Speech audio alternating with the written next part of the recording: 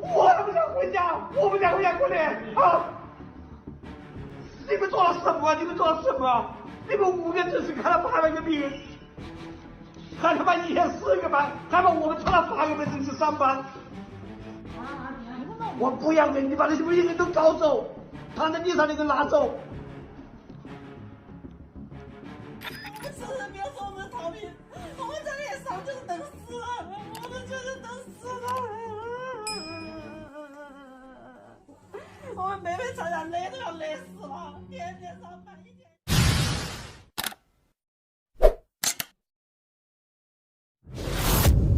Assalomu alaykum. Siz YouTube'dagi Top.uz TV kanalini tomosha qilmoqdasiz. Hurmatli dindoshim, hoziroq ushbu videoga like bosib, hamda boshqalarga ham yuborib qo'yishni unutmang. Buni barcha ko'rib xulosa chiqarsa ajab emas.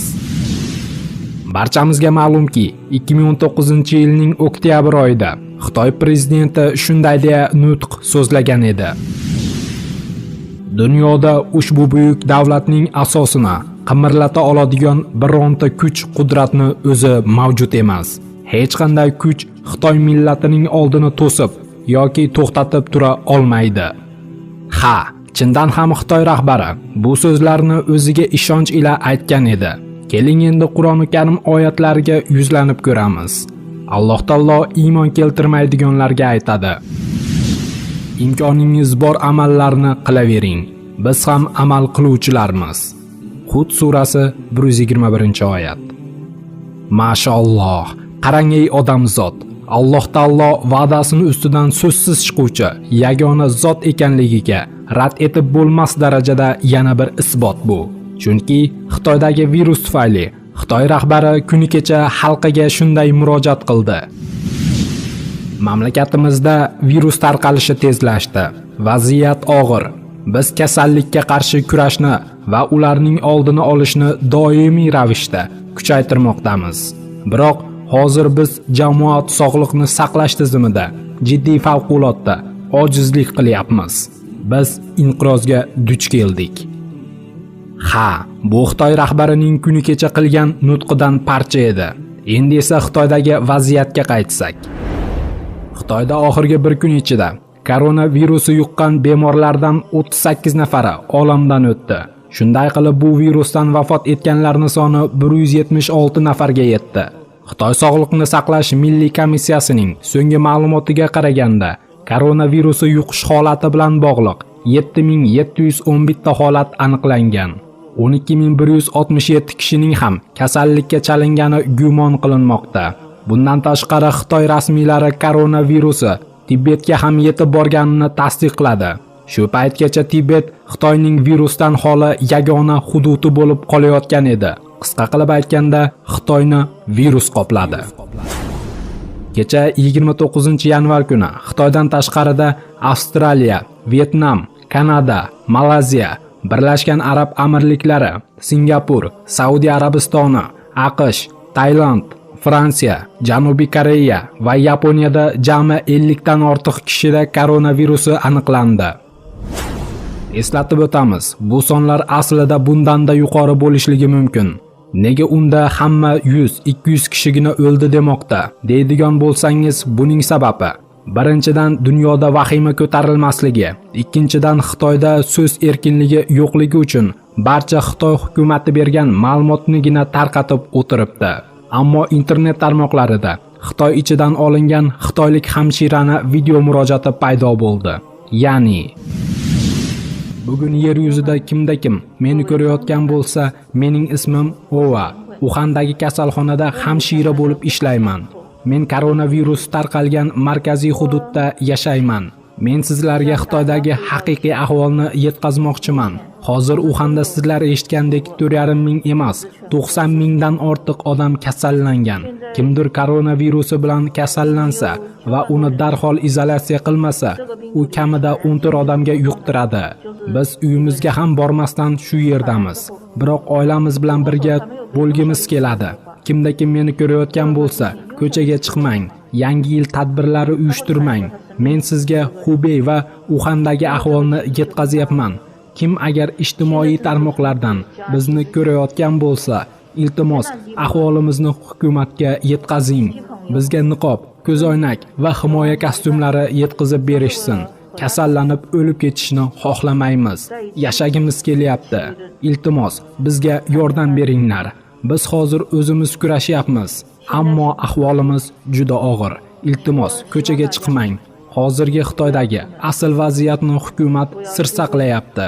Biz hozir birinchi turdagi kasallanganlarga yordam ko'rsata olamiz, xolos. Biroq vaziyat jiddiylashsa va kasallik ikkinchi darajaga ko'chsa, buning oqibati juda ham qo'rqinchli bo'ladi. Iltimos, bizga yordam beringlar.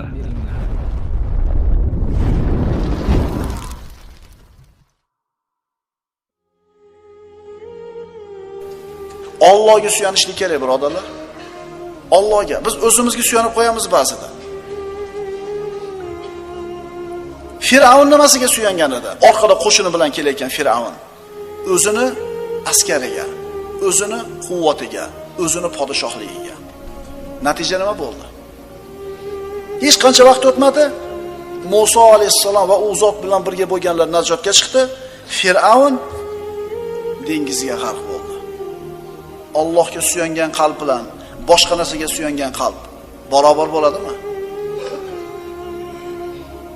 Shuning uchun Alloh taolo aytadi: "Fa in tavallaw faqul hasbiyalloh la ilaha illa hu alayhi tawakkaltu va huwa robbul arshil azim." Solih insonlarning qalblari faqatgina Allohga bog'langan. Xotimal asom, ibodati, salohiyati, taqvosi bilan, yaqini bilan mashhur kishilardan edi.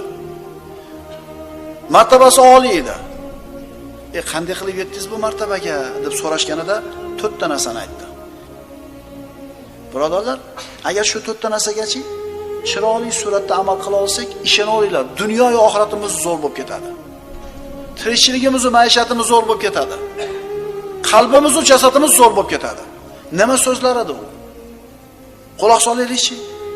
U aytdi: "Rizqimni mendan boshqa hech kim ola olmasligini bildim, xotirjam bo'ldim." Tushunarlimi? Chehlarni bo'lib ketdi. Nechta o'g'lingiz bor? 3 ta o'g'lim bor. Bittadan chek qilsa, 4 ta qizim bor, chiqarib shpaner. Voy, rizqi bor ona, xotirjam bo'ling, g'am qilmang, siz faqat ishlang, mehnat qiling, g'am qilmang. Rizqimni mendan boshqa hech kim ola olmasligini bildim, nafsim xotirjam bo'ldi. 99% odam g'ami shu hozir. Xotirjam bo'ling birodar. Mehnat qilyapsizmi? Siz to'g'ri yo'ldasiz. Siz to'g'ri yo'ldasiz. Natija Allohdan. Ikkinchisi, amalimni meni o'zimdan boshqa hech kim qila olmas ekan. Amalim bilan mashg'ul bo'ldim. Keyingisi, o'lim to'satdan kelishini bildim va kelishidan oldin amalga, harakatga kirishdim. To'rtinchisi, Alloh azza va jalladan berkin olmasligimni bildim. Shunga yarasha ish tutdim. Ishonavering birodar. 4 qator so'z. Agar shu aytilgan 4 ta narsaga amal qila olsa, kishini dunyosi-yu oxirati mustaqim bo'lib qoladi. Qalbi xotirjam bo'ladi, nafsi orom olib qoladi. Krizis deydi. Ming xil narsa bor siqilaman desangiz o'ylab. To'g'rimi? Shablon berilyapti, hayotga qarab hisob ko'ringlar-da. Haqiqatan musulmon odamni xotirjam qoladigan uni puli bo'lmaydi. Uni mansabi bo'lmaydi. Robbisiga bo'lgan tavakkuli, Robbisiga bo'lgan iymoni bo'ladi. Birodarlar, Allohga tavakkul qilishlik bu ulug' aqida. Tavhidning asosi birodarlar. Bu aqida tavhidning boshida turadi. Kim buzsa tavakkulni, demak tavhidni buzgan bo'ladi. Kimdir bo'yniga tumor ilib oladi, xotirjam yuradi. Mana deydi, seni saqlaydi deb bir baxshi ilib berib qo'ygan, Allohni tanimaydi, zo'r yuradi. Agar esidan chiqib qolib qolgan bo'lsa, shu kuni siqilib yuradi. Binasi yetmas-yetdi mengachi. Yugurib borib taqvosi xotirjam. To'g'rimi? Shunaqa odamlar ham bor. Go'yo endi hamma yoq zo'r bo'ladi-da. Nima qildi? Bo'yniga tumorni ilib oldi. Uni qalbi mana shu tumoriga bog'langan. Tumor bo'ynida tursa bir boshqacha his qiladi o'zini, tumori yo'q bo'lsa boshqacha. Payg'ambarimiz sollallohu alayhi vasallam aytganlar: "Man ta'allaqa bi shay'in ukila ilayhi." Kim nimani ilib olsa, shu meni saqlaydi dedi. Alloh bu bandaning ishini shu ilib olgan narsasiga topshirib qo'yadi. U tumor nima qila oladi? Uzib suvga tashlaysiz, oqib ketadi. o'tga tashlasangiz kuyib ketadi. Nima qila oladi? O'zini himoya qila olmaydigan tumor sizni qanday himoya qila oladi? Butga sig'inyaptimi? But